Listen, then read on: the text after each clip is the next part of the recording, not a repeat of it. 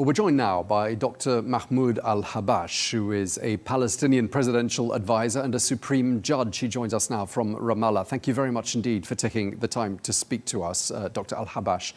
A lot has happened during the last week. Many more countries have announced that they recognize a Palestinian state. And perhaps most significantly, I don't know if you agree, the United Kingdom and France, two countries that are viewed as being architects of modern-day Israel with the Sykes-Picot Agreement that they both signed in 1916. How significant do you see these announcements of the past week as having been?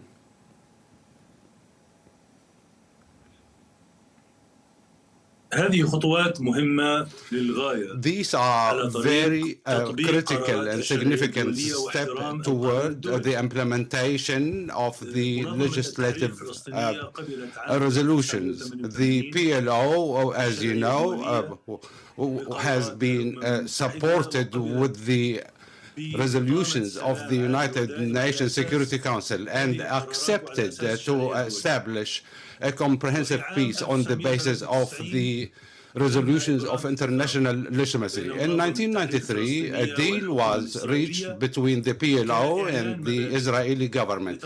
That was just a declaration of a principle so that we can reach into a comprehensive peace. However, sadly, since 1994, and while it was supposed to be just a completion of the initial stage comprising of 5 years in 1999, the successive Israeli governments then have denied all those agreements that were concluded and even just destroyed all the options to resort to those options based on the international legitimacy resolutions. And that's why the Palestinian Authority and the LPO had the only option just to resort to the international community and to the United Nations and other international bodies in order to safeguard peace and also to just maintain the opportunity of ending wars and conflicts. And we called on many countries to recognize the Palestinian states, which they did, and especially to give the Palestinian people the right of self-determination. And we have seen a wave of recognitions since last week, and where we had 149 countries recognizing. Now we have over 160 countries recognizing the Palestinian states based on the resolutions of international legitimacy, including the Gaza Strip, the West Bank, without having any settlements and without having any Israeli occupation. The Palestinian state as an independent state, democratic, based on those resolutions. Those recognitions form an important step in this direction. And therefore, when we look at those countries that have started recognizing the state of Palestine, like the UK, Germany, France, Australia, and the list is too long, and with my sincere appreciation for their positions. Okay, so clearly European governments have been under huge public pressure from their populations. And even today, even in the last few hours, it's been announced that the Slovenian government has imposed a travel ban on the Israeli Prime Minister Benjamin Netanyahu. Are there any signs that the US leadership is feeling that pressure as well to follow suit and recognize a Palestinian state? Any cracks emerging?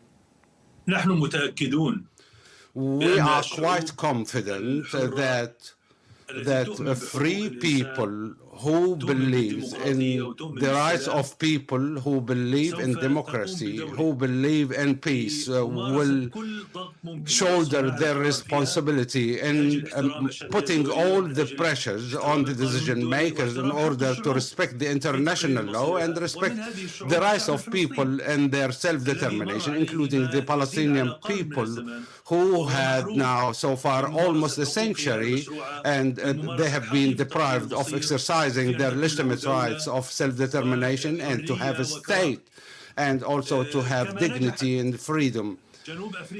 We believe also South Africa has been successful in obtaining just a confession against apartheid, and we believe that we can follow suit from different peoples around the world, including the American people, who can put the pressure on the decision maker so they can follow suit those countries that have recognized the Palestinian state. They have to just undertake those obligations vis-à-vis the international community in order to end the Israeli occupation. They have also to force the occupying force, Israel, to abide with the international law and to accept peace on the basis of two-state solution that the entire international community has accepted. Okay, and as you say, the vast majority of countries at the UN now recognize a Palestinian state. And President Trump's response to the countries that have announced they do in the last couple of days has been, this is a reward for Hamas. That's how he says he views this announcement by those countries. He clearly doesn't approve of it. How do you respond to the idea that recognizing Palestinian statehood is a reward for Hamas? حماس لا تؤمن بحل الدولتين أصلاً. Hamas does not believe in the two-state solution in the first place, and Hamas does not represent the Palestinian state. Those who represent the Palestinian people are namely the Palestinian Authority and the LPO, and mainly President Mahmoud Abbas. And therefore, I'm just surprised how this could be a reward for Hamas, who does not represent the Palestinian people. And most importantly, this is a right and not a reward for the Palestinian people. This is a legitimate right, and it has been enshrined in the international law, and therefore this right should be respected, the right of the Palestinian people to have a state of their own. So just to clarify this point, because it's very important, you're saying that Hamas will have no role in a future Palestinian state. Is that correct? Hamas will never have a role in any governance, individual governance in the Gaza Strip. Hamas will never have a role in defining the future of the Palestinian people or speaking on behalf of the Palestinian people. It is the Palestinian Authority that is entrusted with this task. And even President Abbas, in his speech before the General Assembly, has emphasized on this matter. Hamas will never have a role in the following day once we pull the curtain down on this war.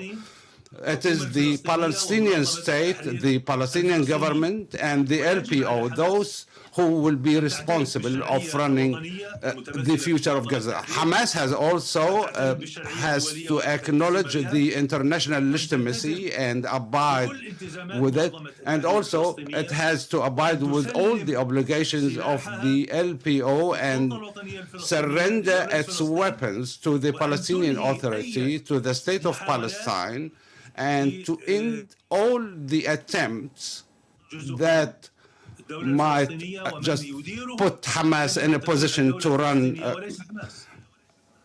the affairs of Gaza. It should be to the Palestinian state and not Hamas.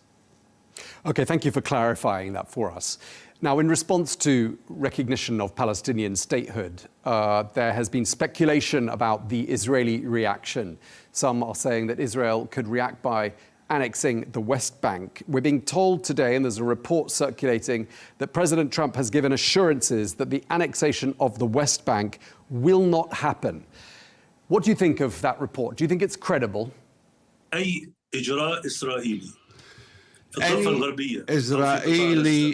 action in the West Bank or in the Eastern Jerusalem will be illegal, and Israel will be held responsible for taking any action of this kind. And all those moves will be in violation of the international law and the resolutions of the United Nations Security Council. And and namely 2234, which stated explicitly back in 2016 that the Israeli settlements in the West Bank and the Gaza Strip and along with the Eastern Jerusalem are regarded as illegal and should come to an end. And that's why we have seen the International Court of Justice also that have echoed the same findings and stated that this also those should be removed. We have also heard the similar findings by the court last year, where it stated that Israel should finish its occupation of those Israeli territories within 1 year. However, Israel has not given heed to those resolutions, and we have seen what Israel has been doing since 1967.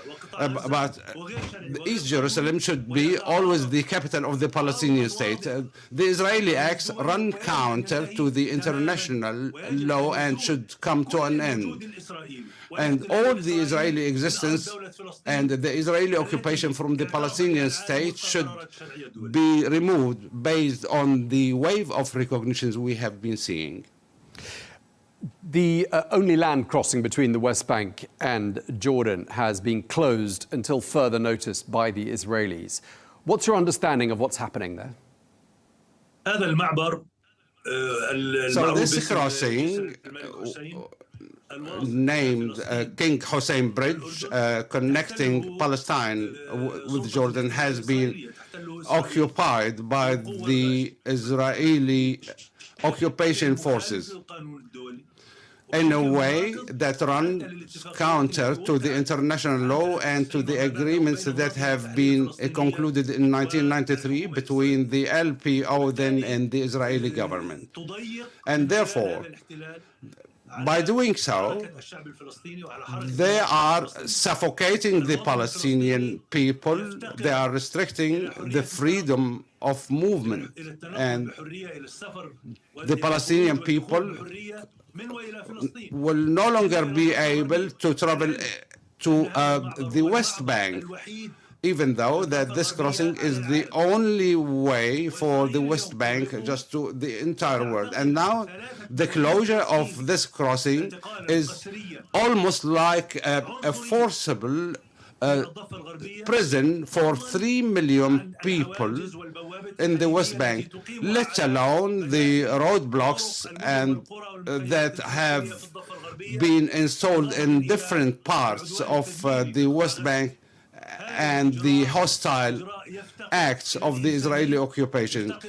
This is just an inhumane, immoral, and it lacks any legal principle, and therefore the international community should intervene immediately in order to force Israel to respect the international law and also to respect the human rights and the rights of the Palestinian people to have the freedom of movement and to live with dignity, with freedom in an independent Palestine, just like the rest of other nations. Sir, it is a very busy week for diplomacy. A lot is happening in New York. Your delegation was blocked from going to the UN General Assembly, but not just your delegation. Even Prime Minister Netanyahu, to reach New York, has had to take a special route, an unexpected route in his aeroplane, avoiding the airspace of countries that sign up to the Rome Statute, because if there was an emergency landing, he would be arrested or potentially be arrested in those countries. So a lot is happening. Does it feel like the tide has turned? And does it feel like the momentum is there for something significant to be achieved right now? Yes, definitely. Times have changed. The international community is no longer accepting the Israeli occupation. The international community has grown weary of this long-standing occupation and the Palestinian people have been deprived from their self-determination since 1984, since the days of Nakba. The Palestinian people had to accept the better solution, and yet with that Israel is still adamant on denying this Palestinian state and all other peaceful solutions. And also the recognition of the Palestinian people themselves. Today, the world has changed. Today is more convinced with the Palestinian states and with the rights of the Palestinian people and more supportive there too. And now the international community is more convinced with the rights of the Palestinian people. And now what we need is to implement those convictions on ground with the force of the international law. Because we believe that the international law has the important effect and force that can make a difference. And we are waiting for this moment where the international community will embark on the implementation of those international resolutions by obliging Israel to respect those laws and end the occupations on all Palestinian territories. Okay, well, we really appreciate you taking the time to speak to us. Dr. Mahmoud al-Habbash, Palestinian Presidential Advisor, Supreme Judge, thank you for your time, sir. شكرا لكم.